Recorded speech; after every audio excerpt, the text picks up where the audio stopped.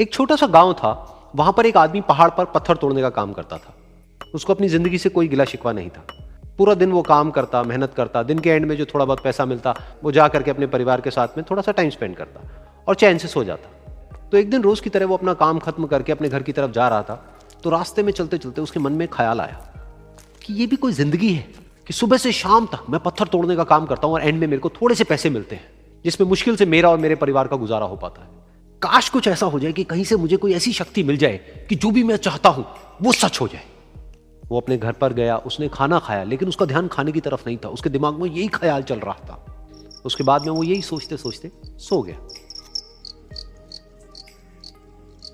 फिर नींद आने के कुछ देर बाद उसको एक सपना आया। सपने में उसने देखा कि रोज की तरह वो अपना काम खत्म करके अपने घर लौट रहा था। रास्ते में उसने एक बहुत ही बड़ा घर देखा और उसके मन में आया कि काश ये घर मेरा होता और मैं इसका मालिक होता। और उसके ये सोचते ही वो उस घर का मालिक बन गया। उसको यकीन ही नहीं हो रहा था कि जो उसने सोचा वो बन चुका है। लेकिन उसकी खुशी ज्यादा देर नहीं टिक पाई, क्योंकि उसको एकदम से एक शोर सुनाई दिया।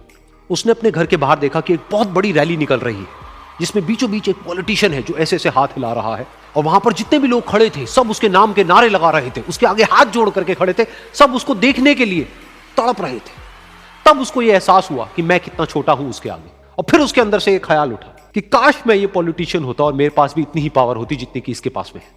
बस उसका इतना सा सोचने की देर थी, वो पॉलिटिशियन बन गया। उसकी खुशी का ठिकाना नहीं था, क्योंकि उसके आसपास में हजारों लोगों की भीड़ थी और सब उसको देखने के लिए तरस रहे थे, तड़प रहे थे।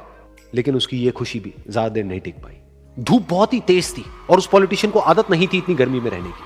तो उस धूप की वजह से उसको चक्कर आ गए और वो बेहोश होकर के गिर गया।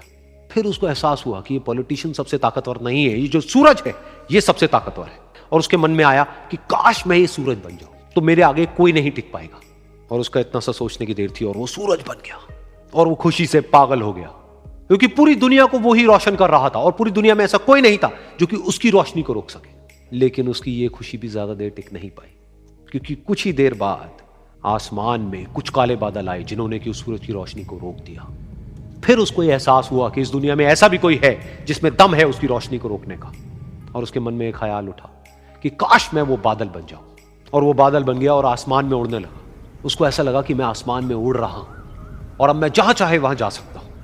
लेकिन कुछ देर बाद वहां पर एक बहुत तेज हवा का झोंका आया जो कि उन बादलों को उड़ा करके ले गया। अब फिर उसे ये समझ आया कि ये जो बादल हैं वो सूरज की रोशनी को तो रोक सकते हैं लेकिन हवा को नहीं रोक सकते। ये हवा उनको बहा करके ले जाती है।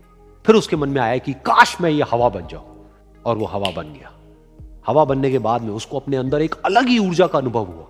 वो चाहे तो आराम से बहता और चाहे तो आंधी बन करके, तूफान बन करके, जिसको भी चाहे उड़ा करके ले जाता। उसको ये विश्वास होने ही लगा था कि इस दुनिया में सबसे ज्यादा शक्तिशाली मैं हूं। लेकिन तभी उसके सामने आया एक पहाड़। उसने अपनी पूरी ताकत लगा दी लेकिन उस पहाड़ को वो इतना सा भी नहीं हिला पाया। तब उसको यह एहसास हुआ कि इस दुनिया में कोई है जो हवा से भी ज्यादा शक्तिशाली है, जिसमें दम है उस हवा को रोकने का। फिर उसके मन में आया कि काश मैं ये पहाड़ होता। और वो पहाड़ बन गया। लेकिन हर बार की तरह इस बार भी उसकी खुशी ज्यादा देर तक नहीं टिक पाई। उसको एक जानी पहचानी सी आवाज सुनाई दी और साथ ही साथ उसको दर्द होने लगा, जैसे कि कोई है जो उसको तोड़ रहा है, उसको मार रहा है। तो दर्द से वो चीखने लगा और उसके मन में आया कि काश मैं वो बन जाऊं क्योंकि इस पहाड़ को तोड़ने का दम रखता है। लेकिन इस बार उसकी ये ख्वाहिश पूरी नहीं हुई।